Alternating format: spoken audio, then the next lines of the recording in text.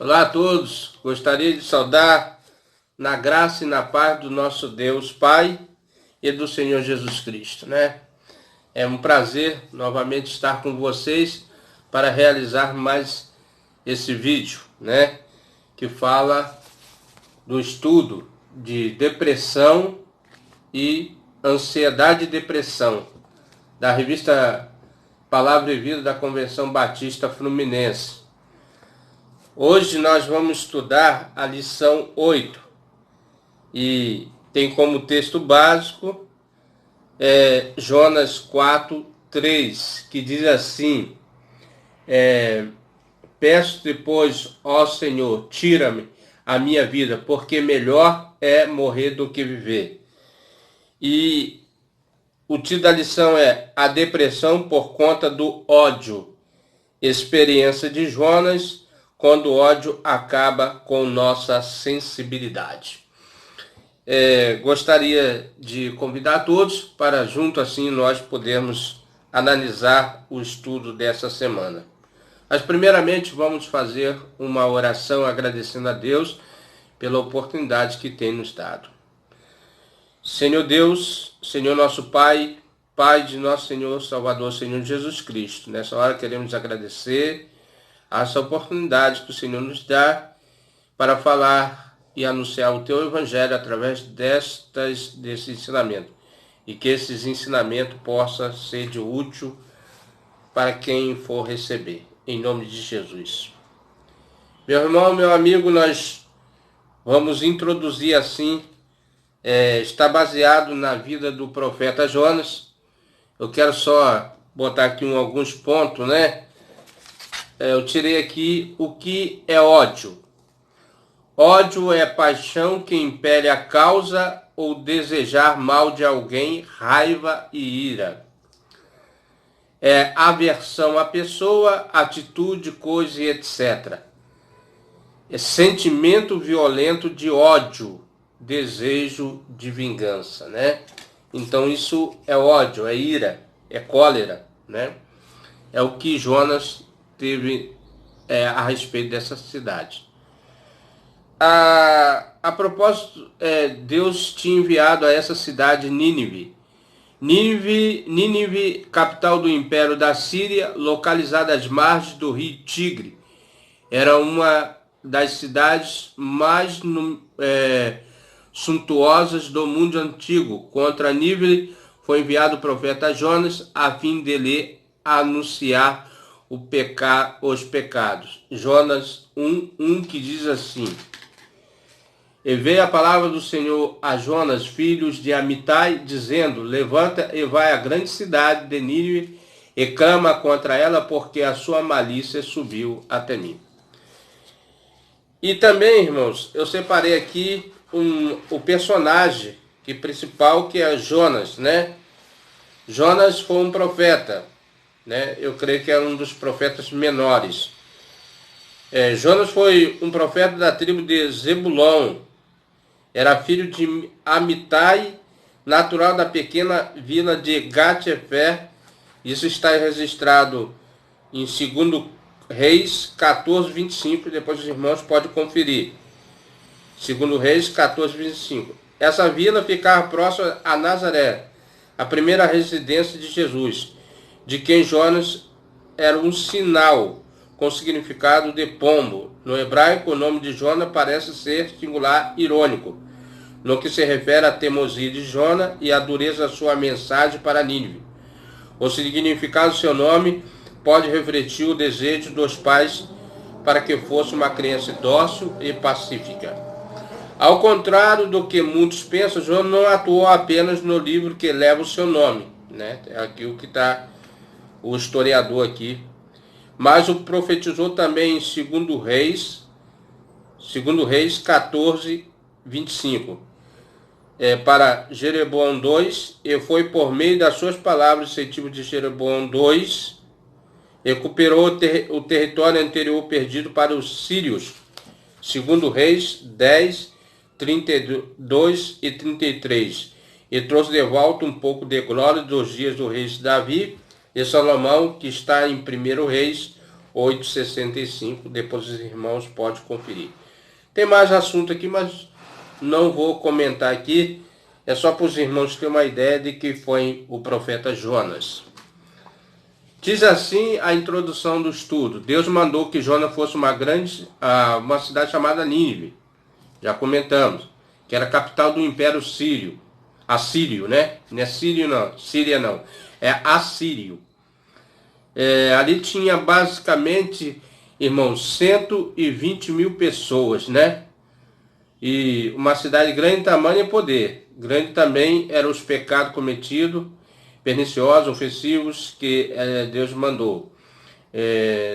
Ele mandou Jonas pregar a nível sua destruição iminente, arrepender-se, mas Jonas, em vez de obedecer a Deus, embarcou para um navio para Tarsis, ao sul da Espanha, ou seja, para muito longe da sua missão.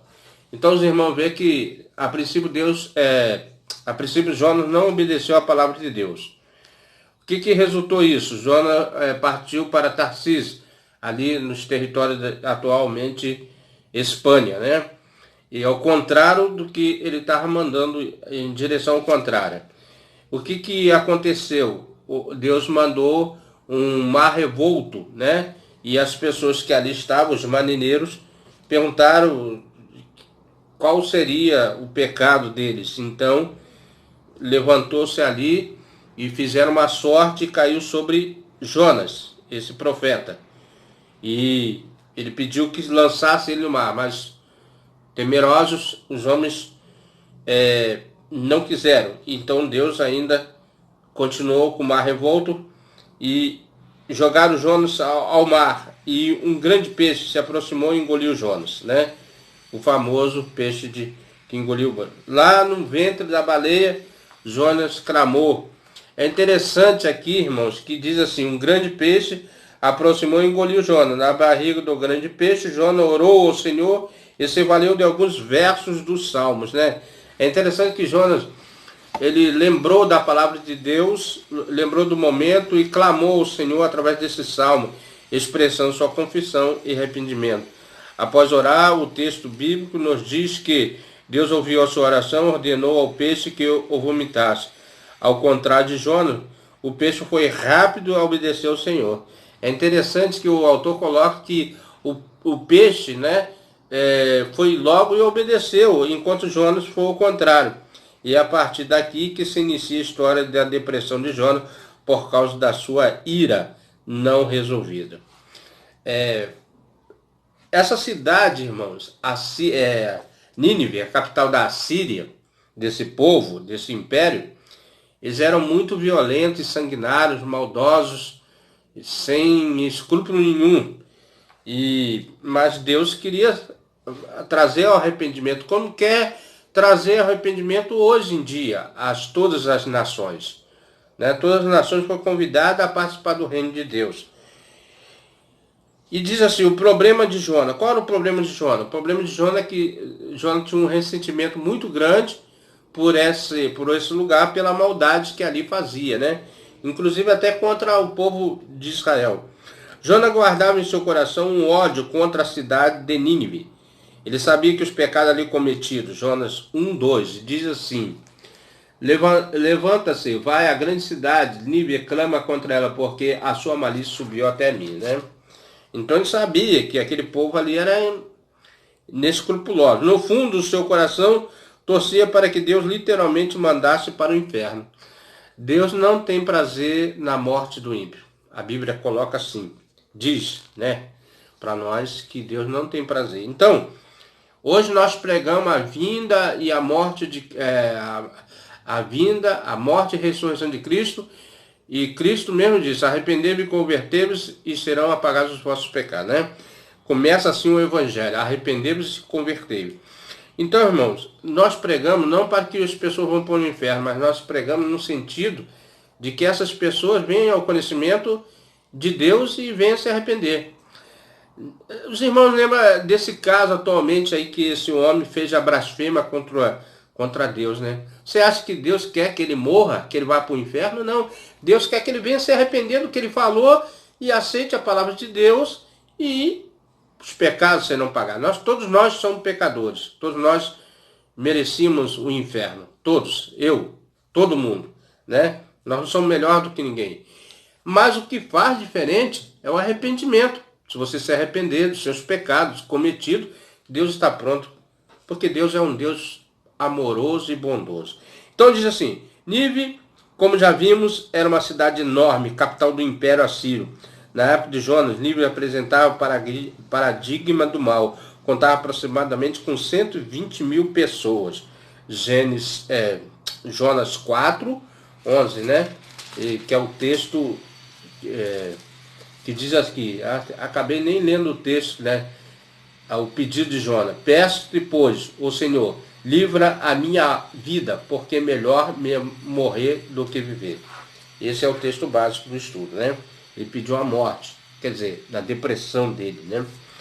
Mas em Jonas 4:11 ele diz assim, e não hei de eu ter compaixão da grande cidade de Nínive, em quem estão mais de 120 mil pessoas que não sabem discernir entre a sua mão direita e a sua esquerda, e também muitos animais?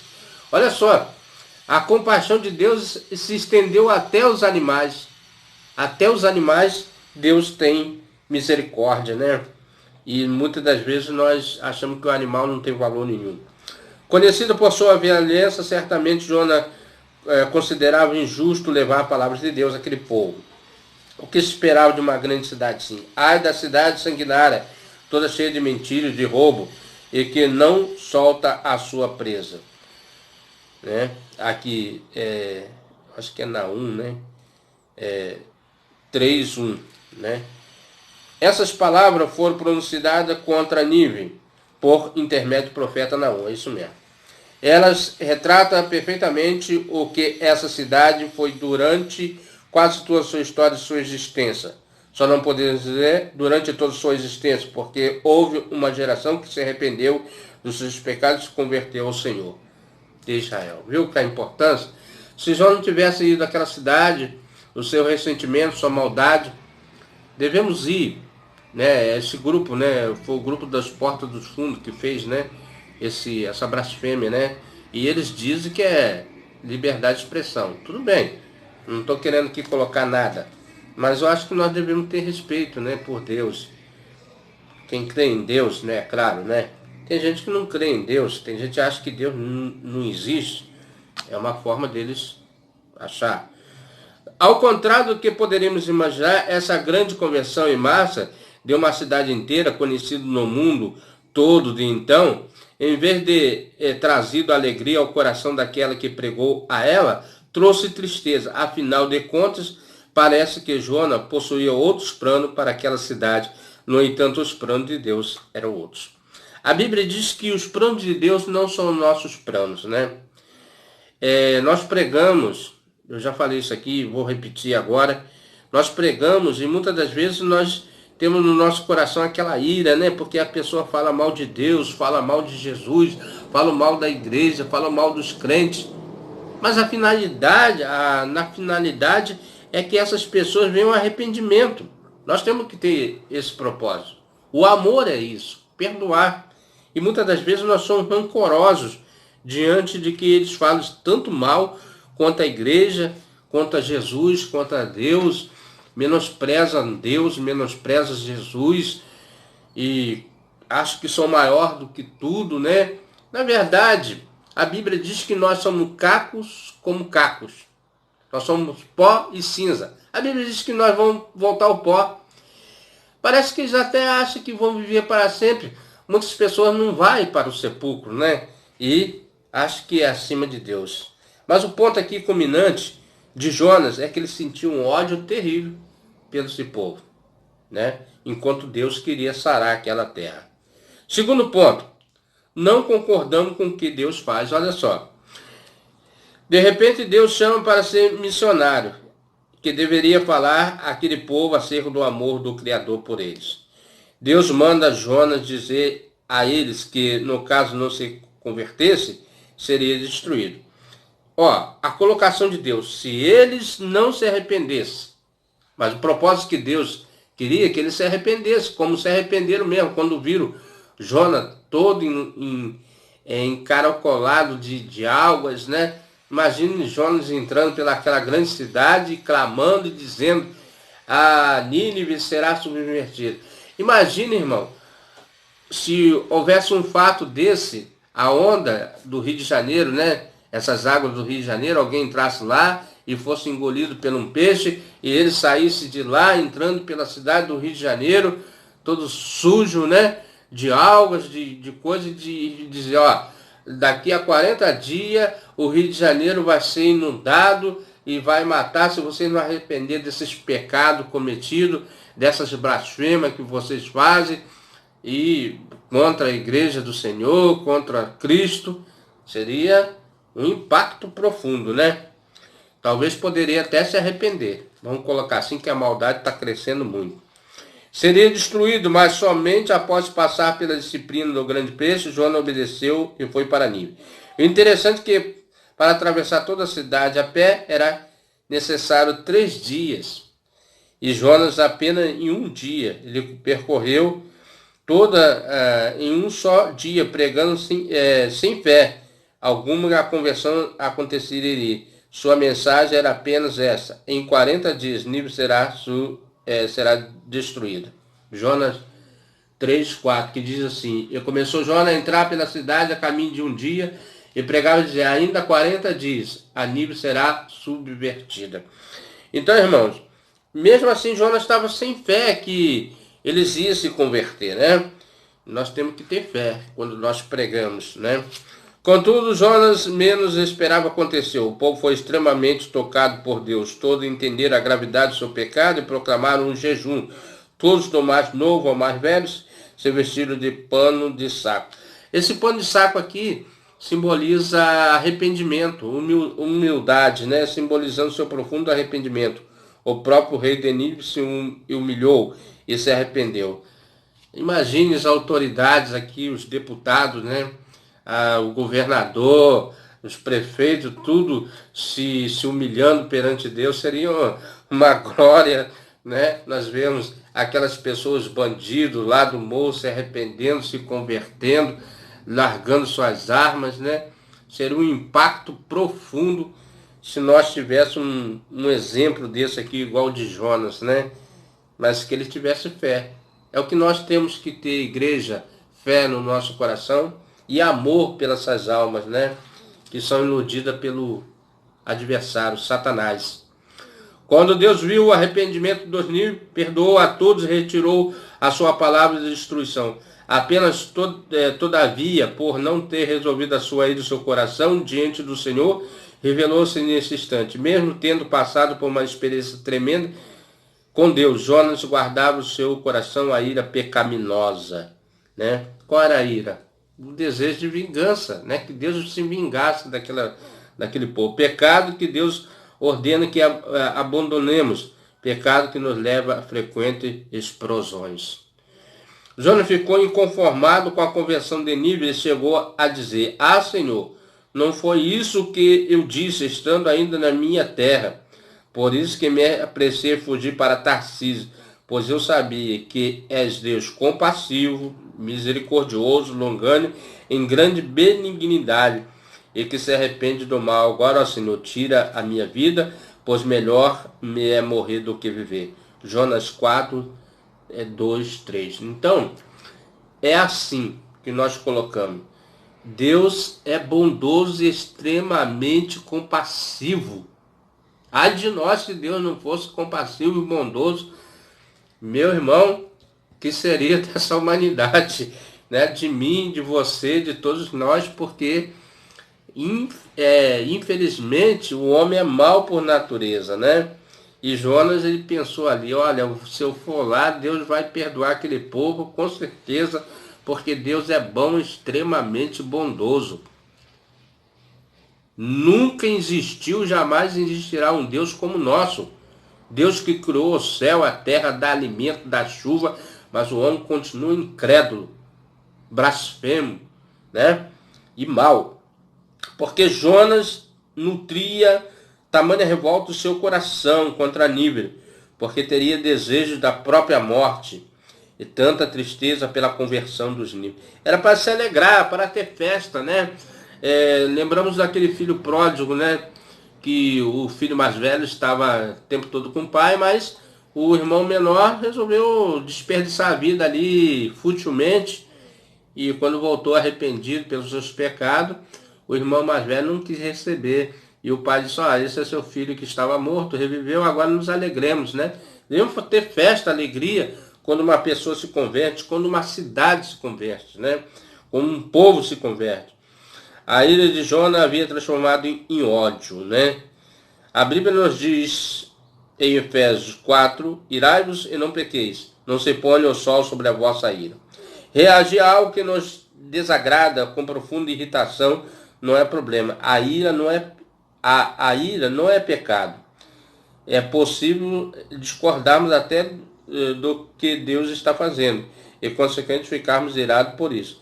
Isso acontece, infelizmente, mas a maior problema está na questão o que se essa ira pode desencadear. Agora, porém, despojar-vos igualmente de tudo isso: a ira, indignação, maldade, maledicência, linguagem obscena do vosso falar. Colossenses 3:8. Uma das coisas que mais coloca assim, indignação do povo atualmente no Brasil são as autoridades políticas, né? Porque eles pensam muitas maldades para o povo, né? Você vê que as leis são injustas. Normalmente eles fazem leis para auto se promover, e o povo fica muito indignado e começa a blasfemar das autoridades, que não é correto, né? Nós devemos orar sempre por melhor, né? Para que Deus venha tocar no coração delas. Quando oramos pedindo perdão a Deus, ou mesmo quando perdoamos as pessoas, tratamos dessa ira. Essa se torna passageira, porém, se não for bem tratada, o ódio, né? O grande problema de Jonas era o ódio ferrenho. E nós já falamos o que é um ódio, né? E acha lugar no coração e a seguir depressão decorrente dele. Foi o que Jonas teve, né? Vontade de morrer por não ver castigo sobre as pessoas que ele achava que Deus deveria cumprir, né? Exterminar. O ódio nosso de cada dia. Terceiro ponto. Assim somos muitos de nós, enquanto não resolvemos esse pecado nosso íntimo. Continuaremos nos irando explosivamente, pecaminosamente, falando e fazendo coisas indecisivas, pois muitos são os motivos que nos chegam diariamente. Chegamos até nos arrepender. Mas não é ponto de decidirmos lutar seriamente contra aquele pecado depois de um tempo. Voltamos a fazer tudo novamente, ficamos assim, indo e voltando até a eternidade. É como uma montanha russa. Eu peço e busco perdão. Peco e busco perdão, mas não busco conhecer como abandonar definitivamente aquele ódio que se instala no coração, né? É um pecado que sempre está ali trazendo problemas para a pessoa mesmo, que uma mágoa, né? Um ressentimento. Enquanto não buscamos em Deus a cura para esse pavio curto, né? É muito difícil, mas há possibilidade de pessoa se livrar desse pecado, né? E a busca, a cura, aqui o autor se coloca: enquanto não buscarmos em Deus a cura para esse pavio curto, que insiste em habitar em nós, e ficaremos presos a essa triste situação, após vez, voltando a nos entristecer por conta de uma ira, além de que deveria. E tudo isso pode ganhar raízes tão fortes a ponto de deixar a pessoa desejando a morte, né? E outros sintomas da depressão. Então, o autor está tratando da depressão por conta do ódio, né? O ódio que, muitas das vezes, em nossa sociedade, a cada dia que passa, parece que ela está se mergulhando num profundo mal, né? Assim, a falta de amor cada dia crescente. O remédio para fim do ódio. Aqui entra a parte da solução do homem, né? Jesus Cristo, o autor da paz, do amor, né? A Bíblia nos ensina que a graça de Deus pode curar o nosso coração. A graça é graça imerecida, favor imerecido, a graça de Deus, a bondade de Deus, né? Para conseguirmos essa cura, não precisamos de muita coisa. Apenas devemos submeter à autoridade de Deus. Os irmãos reparem que esse povo, com certeza, esse povo Nínive, né? De Nínive, a cidade de Nínive, a capital da Assíria, e ela não conhecia as leis de Deus. Era contrária à vontade da lei de Deus. O povo de Israel tinha a lei de Deus, os preceitos de Deus, os ensinamentos de Deus. Mas o que faz o homem se colocar nessa posição contra Deus? Apenas devendo submeter a autoridade da palavra de Deus, né?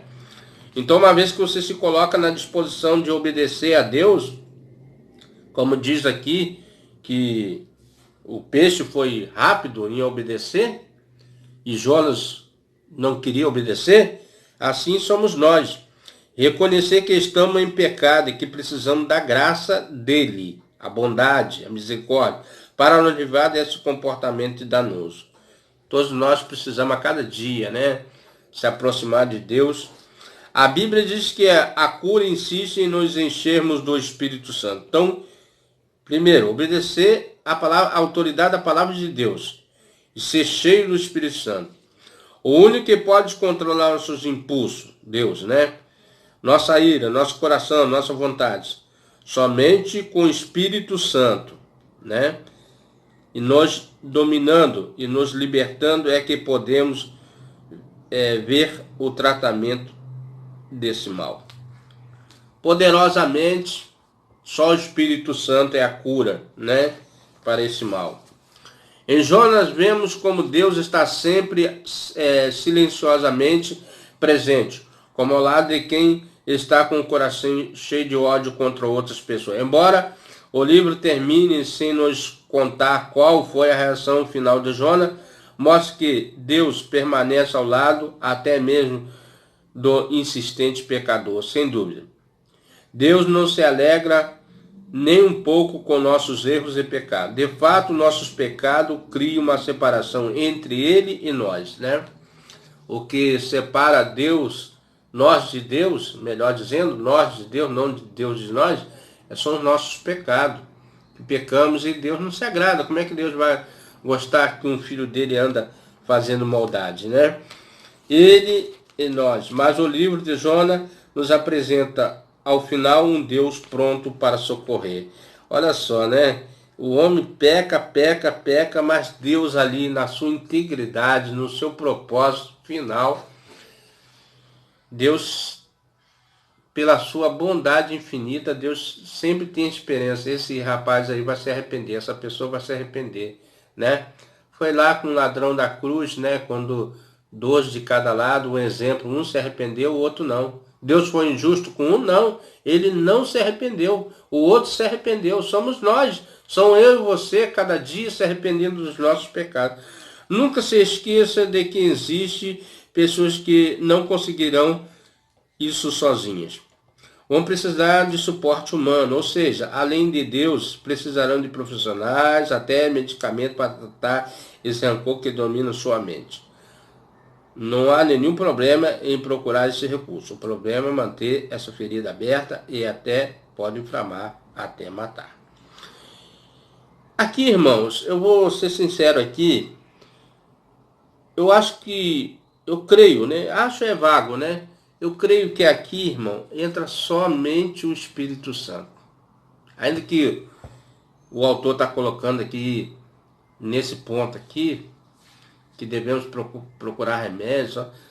Irmão, o maior remédio para um cristão é Deus.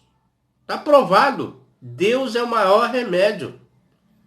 Tudo bem, Deus deixou os médicos. Mas nesse caso aqui, quando você trata de sentimento, amor, posso ser que eu esteja errado, mas no meu entendimento, somente Deus pode curar essas feridas abertas. Né? Para pensar e agir. Relatos de ódio que foram tratados, especialmente com a ajuda de Deus, de profissionais, sempre edificam pessoas. Tudo bem, pode. Se você possui alguma história assim, não for constrangedor, compartilhe com o grupo. A ira é uma reação supernatural no ser humano. Aliás, ela precisa acontecer. Revela o quanto somos sensíveis às coisas que nos acontecem. Só precisa ser bem trabalhado. Concordo. Agora vamos ser sinceros. Se Deus lhe mandasse para a terrível cidade de Nínive, você acha que teria uma reação diferente daquela que Jonas teve? Compartilhe comigo. Isso aqui é uma pergunta para todos nós, mas eu vou dizer, não é fácil não, irmão. Não é fácil a situação de Jonas. Imagina você chegar e qual seria a reação daquele povo, né? É para pensar. Meu irmão, meu amigo, se você tem gostado dos nossos estudos, venha conosco, participe. Dê sua opinião também. É bom a gente sempre estar aberto a ouvir a opinião das pessoas. Eu gostaria de ouvir a sua opinião. Pode ser positivo para mim, pode ser negativo, não tem problema. Quero ouvir a sua opinião. O que você está achando dos nossos vídeos? O que você sente? Se alguma coisa discorda, você pode falar. Nós somos um país democrático, eu sou democrático, Deus é democrático, e vamos ouvir a opinião de cada um. Em nome de Jesus, agradeço a sua participação. Amém.